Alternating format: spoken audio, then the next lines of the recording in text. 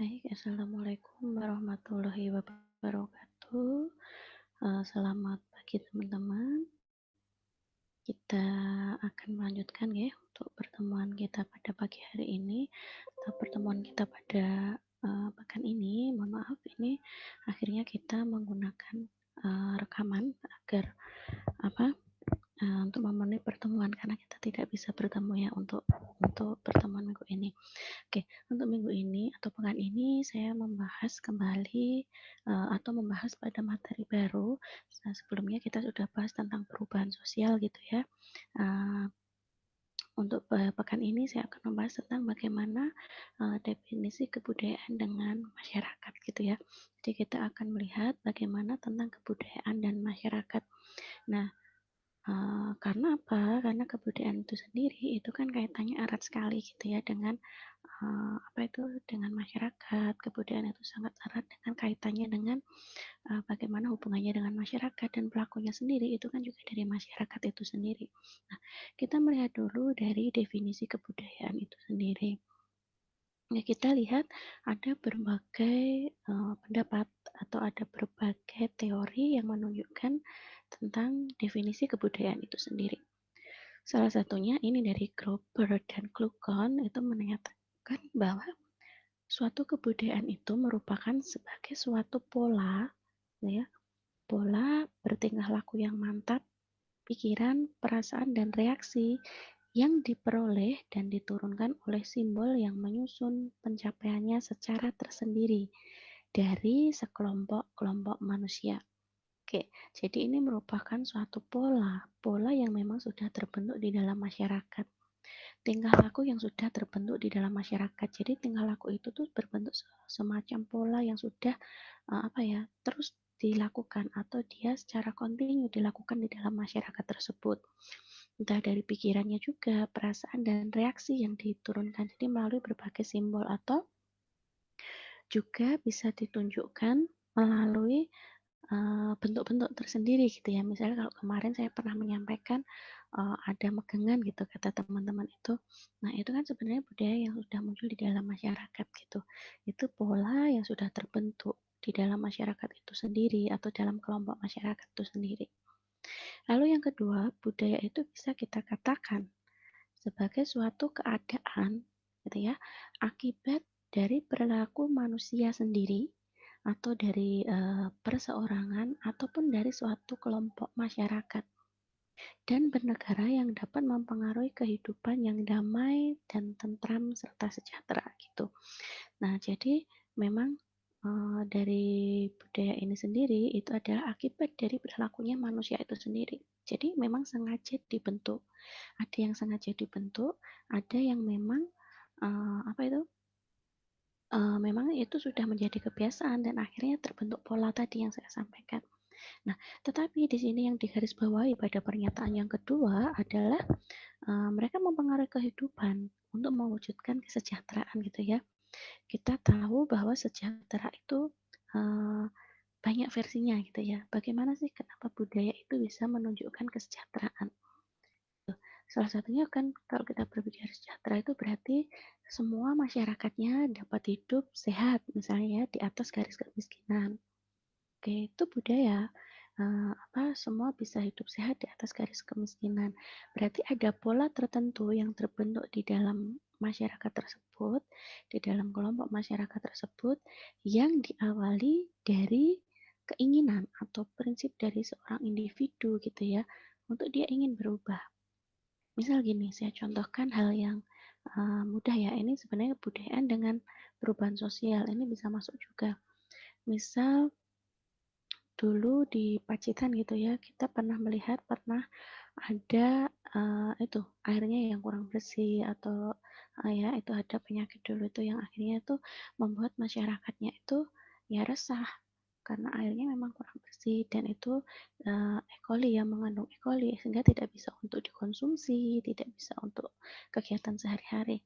Nah, ini setelah kita telusur kan ternyata memang ada banyak faktor yang mempengaruhi yaitu entah dari faktor dari air pantainya sendiri atau juga karena kebiasaan masyarakat yang mungkin belum bisa menerapkan MCK dengan baik, misalnya seperti itu. Nah, akhirnya kan di situ ada suatu keinginan atau perubahan di dalam masyarakat yang dimulai dari individu sendiri. Jadi setiap individu sadar ternyata kesehatan itu penting, gitu misalnya. Kesehatan itu penting dan saya ingin mengubah bagaimana caranya biar tidak terjadi hal demikian lagi atau biar tidak terjadi apa misalnya kadar air yang tidak bisa digunakan oleh masyarakat. Akhirnya mereka berdasarkan juga dari himbauan pemerintah gitu ya, mereka kan akhirnya ingin merubah pola-pola hidup atau pola kesehatan di dalam keseharian mereka. Nah ini adalah untuk mewujudkan kesejahteraan juga gitu. Nah ini budaya, budaya yang terbentuk di dalam masyarakat atau dia bisa dikatakan ini sebagai cara atau ingin perubahan dari individu untuk sekelompok masyarakat itu sendiri kayak gitu. Sejahtera juga bisa kita katakan sebagai sesuatu yang kita tidak ingin membedakan suku, etnik, ras atau jenis kelamin. Itu juga bisa dikatakan sebagai unsur sejahtera, gitu ya. Jadi dan ini juga kebudayaan juga, tidak mencemari lingkungan, tidak meracuni sumber daya alam, kayak gitu. Jadi setiap orang itu mempunyai kebebasan atau dia mempunyai apa ya kebebasan khususnya dalam mengeluarkan pendapat misalnya gitu ya. Jadi semua orang itu mempunyai hak yang sama di dalam mereka ingin apa namanya mereka ingin mewujudkan kesejahteraan itu sendiri. Jadi semuanya bebas. Jadi makanya saya katakan itu berangkat dari individu itu sendiri kan kayak itu. Oke, kita lanjut yang slide selanjutnya. Oke, kita masih berbicara tentang apa definisi kebudayaan itu sendiri gitu ya. Tapi ini dalam versi yang lain. Jadi bisa dikatakan kebudayaan itu merupakan seluruh hasil usaha manusia. Kayak tadi ya, seluruh hasil usaha manusia. Baik berupa benda ataupun hanya berupa buah pikiran dan alam penghidupan. Oke, saya kaitkan lagi dengan yang sebelumnya tadi bahwa uh, dalam kebudayaan itu sendiri memang itu kan berdasarkan dari individu itu sendiri. Atau juga bisa berdasarkan dari sekelompok orang. Jadi memang keinginan dari individu maupun dari keinginan sekelompok orang itu sendiri.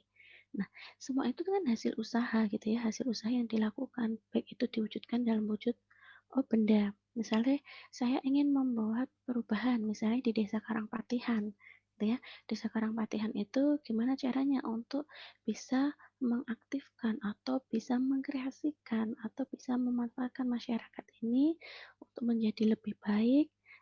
Masyarakat yang dianggap itu lemah itu bisa untuk berdaya guna gitu ya.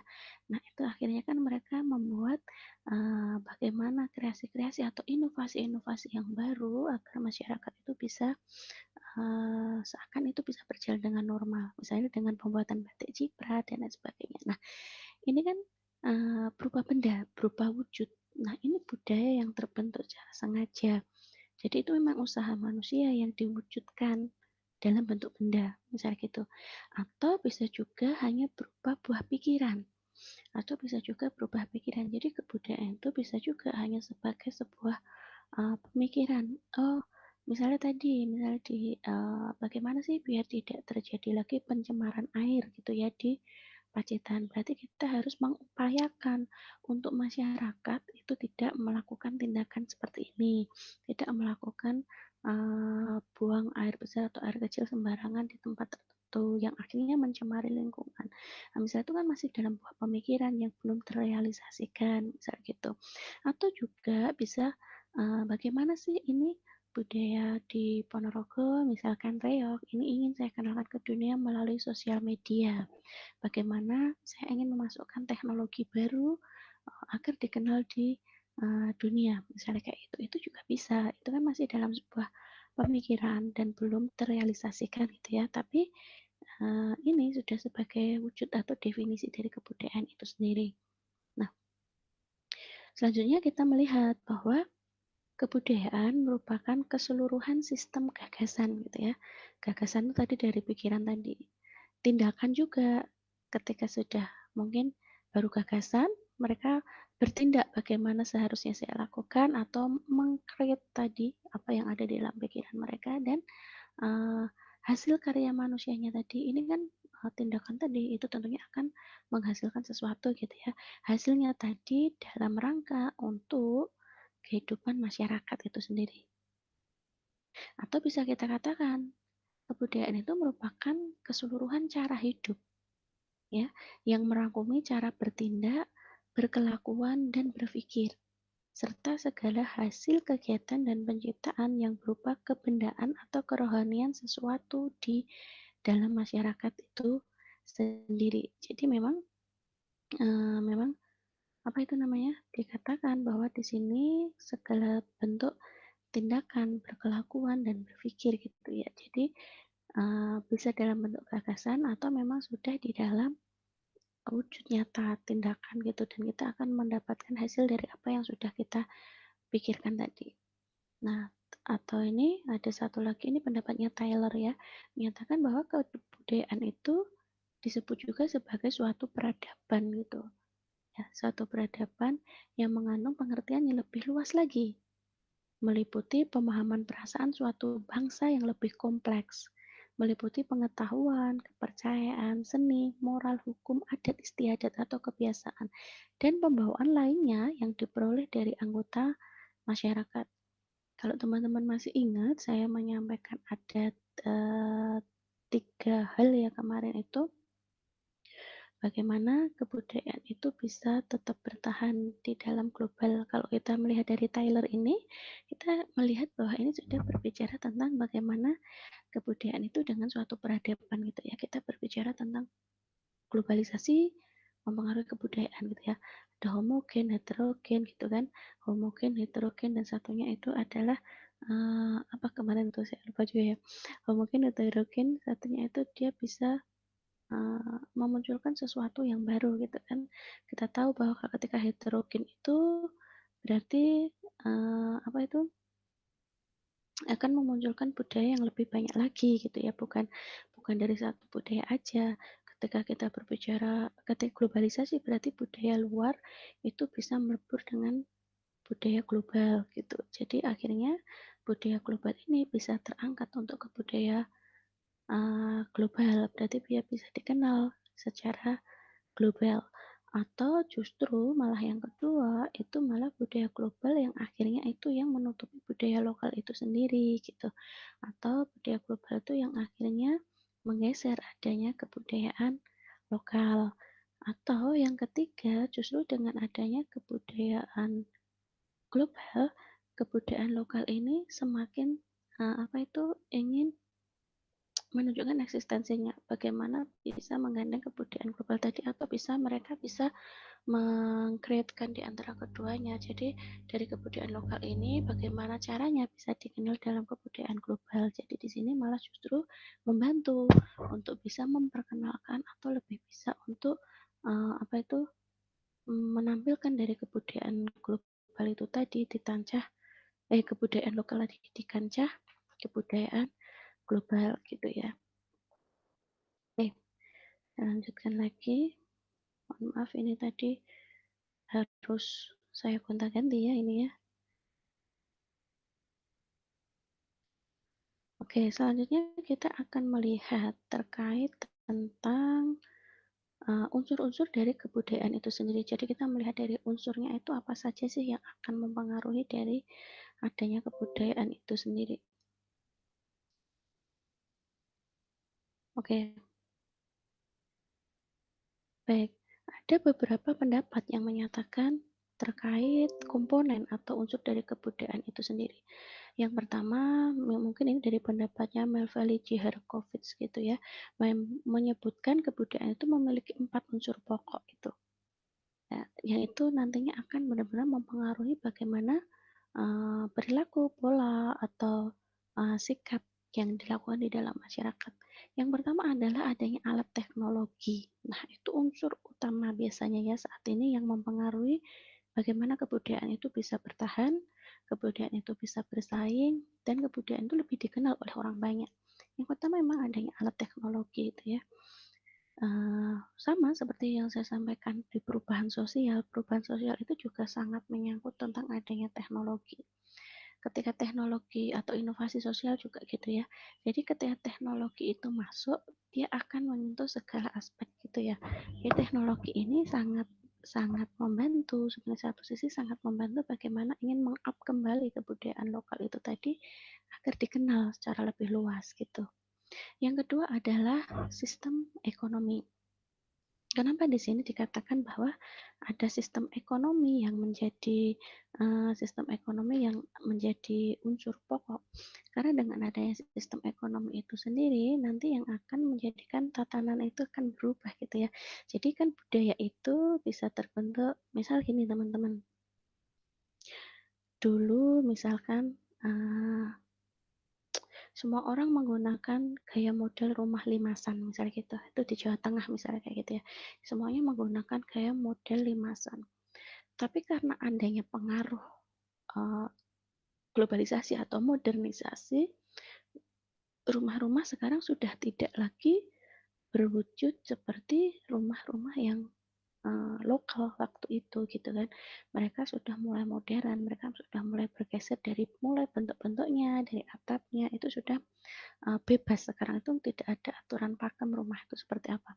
Tapi kalau dulu itu masih benar-benar terjaga gitu ya, misalnya joglo ya benar-benar joglo, harus wujudnya seperti ini, bentuknya seperti ini. Tapi sekarang tidak. Nah, itu berarti kan sudah ada pergeseran dari masyarakat itu sendiri menuju ke pola yang baru, gitu kan. Nah, ini juga dipengaruhi oleh sistem ekonomi. Nah, ketika mereka ingin beralih ke gaya modernisasi itu tadi, berarti kan ketika sistem ekonominya mereka naik, sistem ekonominya mereka tinggi, nah ini juga akan mengikuti bagaimana kebudayaannya terbentuk. Semakin bagus sistem ekonominya, maka kebudayaannya juga akan mengikuti ke yang lebih baik lagi gitu. Misalkan dia tetap dia mempunyai joglo, tapi dia pasti akan mempunyai variasi atau gestur yang lebih bagus lagi, misalnya kayak gitu. Lalu yang ketiga adalah keluarga. Nah, keluarga ini yang akan mengaruhi bagaimana tadi kan saya sampaikan bahwa budaya ini bisa dipengaruhi oleh faktor individu atau perorangan dan juga dari kelompok gitu ya. Nah, ketika kita berbicara dari individu, berarti kan mempengaruhi pada bagaimana sih merubah pola dalam kehidupan mereka sendiri gitu ya, dalam keseharian individu itu sendiri. Nah, ketika mereka sudah mempengaruhi pada dirinya sendiri, maka ketika itu ada keluarga, mereka akan mengikuti, gitu kan. Jadi akan mengikuti apa sih yang dilakukan, bagaimana sih kebiasaan yang ada. Ini yang diwujudkan dari keluarga ini akan mempengaruhi bagaimana budaya itu terbentuk. Misalkan di keluarga kalian sudah terbiasa dengan budaya selalu mengaji setelah maghrib gitu ya. Nah, itu biasanya kan dilakukan oleh satu contoh gitu ya. Ada salah satu contoh yang sebagai role model gitu, misalnya ayahnya sebagai contoh seperti itu, akhirnya meniru ke anak-anaknya, ke istrinya, dan sebagainya. Nah, itu kan budaya yang terbentuk. Nah, ketika budaya itu nanti bisa lagi dikenal di masyarakat, berarti semuanya kan akan bisa melakukan hal tersebut, misalnya gitu. Yang terakhir adalah kekuasaan politik. Kenapa politik ini yang menjadikan unsur adanya bagaimana kekuatan atau unsur pokok dalam budaya? Oke, kita tidak bisa memungkiri bahwa permainan politik itu yang akan membawa juga budaya itu akan tenggelam atau masih terus eksis gitu ya. Misalkan saya contohkan di budayaan Ponorogo. Ketika dia bermain politik, uh, apa itu percaturan politik gitu ya, ingin menjadikan ikon budaya reog ini memang sebagai ikonnya Ponorogo gitu ya. Nah ini ketika politiknya atau pemerintahan daerahnya itu mendukung, berarti budaya Ponorogo ini atau budaya reog itu masih tetap hidup. Tetapi ketika oknum pemerintahannya itu ingin menggeser atau ingin mengesampingkan dari budaya reog itu sendiri, ya budaya reog itu akan tenggelam gitu misalnya. Nah, kalau kita melihat saat ini kan memang budaya reog masih di-up terus gitu ya, di-up terus hingga ada yayasan reog sendiri di Ponorogo, terus juga pemerintah atau dinas pariwisata juga menggandeng dari yayasan reog itu sendiri untuk tetap bisa eksis. Misalkan dengan pengadaan festival-festival, terus juga mengikuti kegiatan-kegiatan keluar negeri untuk mengenalkan budaya. Nah, itu kan berarti secara politik atau secara apa itu Ya, secara politik berarti mereka bermain atau ingin tetap eksis mengenalkan budaya tadi ke secara global, misalnya kayak gitu. Nah, ini ada 4 pokok lagi yang atau 4 hal lagi yang disampaikan oleh Bronislaw Malinowski yang menyatakan juga ada 4 unsur pokok di dalam budaya itu sendiri. Yang pertama adalah sistem norma sosial yang memungkinkan kerjasama antara para anggota masyarakat untuk menyesuaikan diri dengan alam sekelilingnya, gitu ya. Sistem norma sosial. Jadi di sini memang ada kerjasama di dalam masyarakat itu sendiri, bagaimana untuk bisa menyesuaikan diri dengan alam lingkungannya. Jadi norma sosial yang ada, jadi ketika budaya itu sudah melekat di masyarakat, ketika ada orang yang masuk atau masyarakat yang masuk, mereka mau tidak mau harus bisa menyesuaikan. Atau kita lihat bahwa ada istilah ya, di mana bumi dipijak, disitulah langit dijunjung, misalnya gitu. Jadi memang kita mengikuti pola arus atau pola pola yang ada di dalam masyarakat. Lalu yang kedua sama organisasi ekonomi seperti yang saya sampaikan tadi. Yang ketiga adalah alat dan lembaga-lembaga atau petugas untuk pendidikan. Oke, jadi pendidikan ini mempengaruhi unsur di dalam masyarakat. Misalnya keluarga adalah lembaga pendidikan utama. Saya contohkan ini teman-teman kalau terkait tentang pendidikan dan kebudayaan. Jadi ada salah satu artikel yang membahas itu, artikel asing ya, itu membahas bahwa bagaimana membandingkan antara pendidikan di antara Cina dengan Amerika gitu ya. Jadi itu melihat orang Cina itu iri dengan pendidikan di Amerika dan orang Amerika iri juga dengan bagaimana pendidikan Cina, kenapa bisa berhasil. Jadi ada 2 konteks yang sangat berbeda. Nah, nanti teman-teman bisa menyarikan sendiri.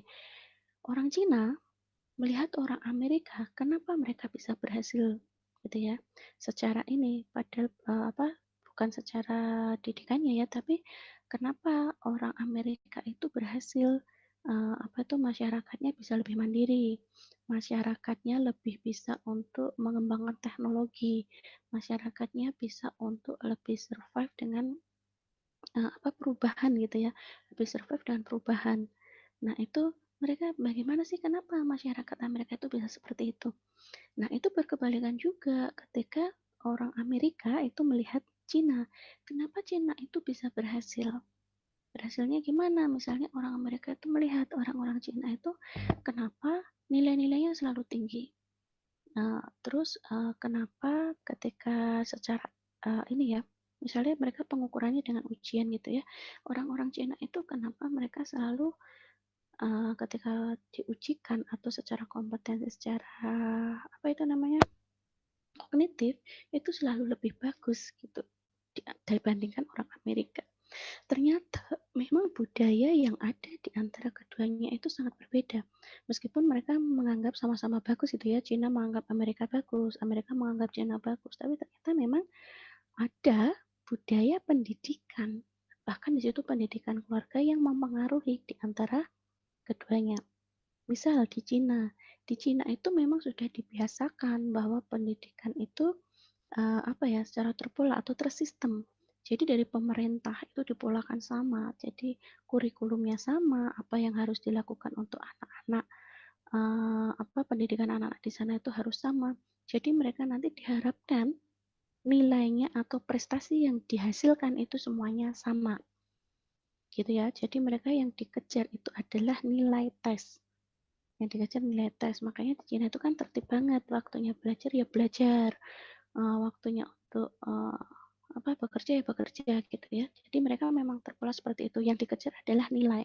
Semakin nilai tesnya bagus atau semakin nilai akademiknya bagus, berarti dia akan sukses. Misalnya kayak itu prinsipnya.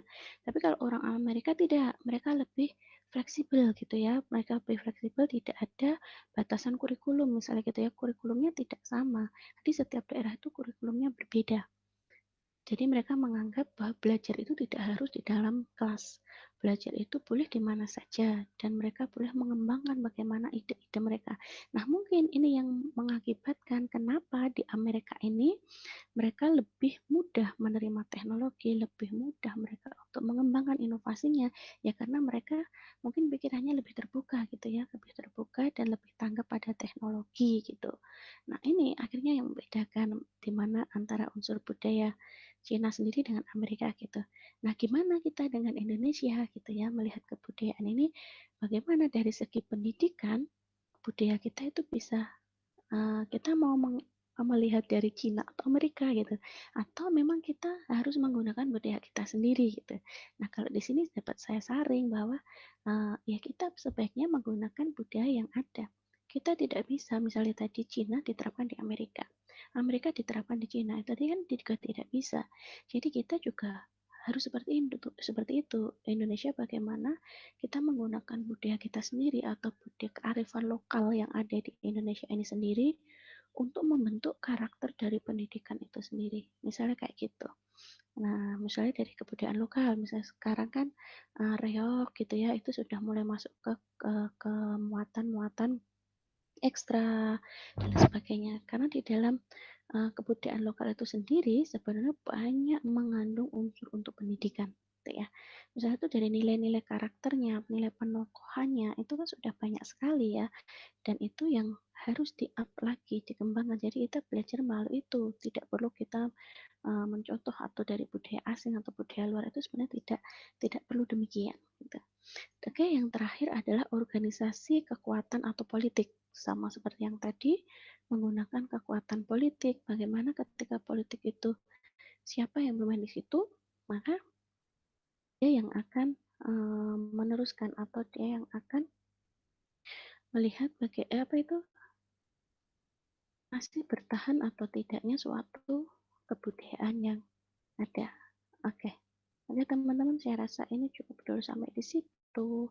Untuk teman-teman melihat terkait apa kita masih tentang ke unsur budaya gitu ya. Kita belum sampai ke wujudnya seperti apa. Itu nanti kita akan melanjutkan kembali setelah kita melakukan UTS gitu. Jadi nanti di UTS ini nanti teman-teman berarti membahas ada tiga unsur utama ya. Jadi nanti bahannya yang pertama itu kita kan berbicara berbicara tentang masyarakat desa dan kota kemarin ya. Ada beberapa pertemuan 3 sampai 4 kemarin tuh kita bahas tentang masyarakat desa dan kota. Nah, itu kan luas. Tidak hanya apa itu pengertian bagaimana masyarakat desa kota, terus bagaimana ciri-cirinya, bahkan ke perubahannya misalnya dari industrialisasi gitu ya menjadi pertanian menjadi industri, terus juga bagaimana dari jurnal yang saya sampaikan kemarin itu. Lalu yang kedua, nanti teman-teman akan seperti pertemuan minggu lalu itu tentang perubahan sosial, gitu ya, tentang perubahan sosial, bagaimana unsur-unsur perubahan sosial, terus bagaimana perwujudannya perubahan sosial itu sendiri, kayak gitu. Lalu yang terakhir nanti kita berbicara tentang ini, tentang kebudayaan. Tapi kebudayaan ini nanti masih di awal, jadi kalian harus mempelajari apa sih yang dimaknai dengan kebudayaan itu sendiri, bagaimana ciri atau uh, pengaruh atau yang disebabkan atau wujud dari kebudayaan itu. Sorry, bukan wujudnya belum kita bahas. Jadi unsur-unsurnya apa dari budaya itu sendiri. Nah, nanti setelah UTS kita akan membahas tentang wujud-wujud kebudayaan beserta nanti contoh-contohnya seperti apa. Kayak gitu. Oke, saya rasa cukup bagi teman-teman. Uh, Semoga bermanfaat dan selamat mempersiapkan untuk kegiatan UTS. Oke, sampai jumpa lagi pertemuan pekan depan dalam kegiatan UTS. Oke, saya akhiri. Wassalamualaikum warahmatullahi wabarakatuh.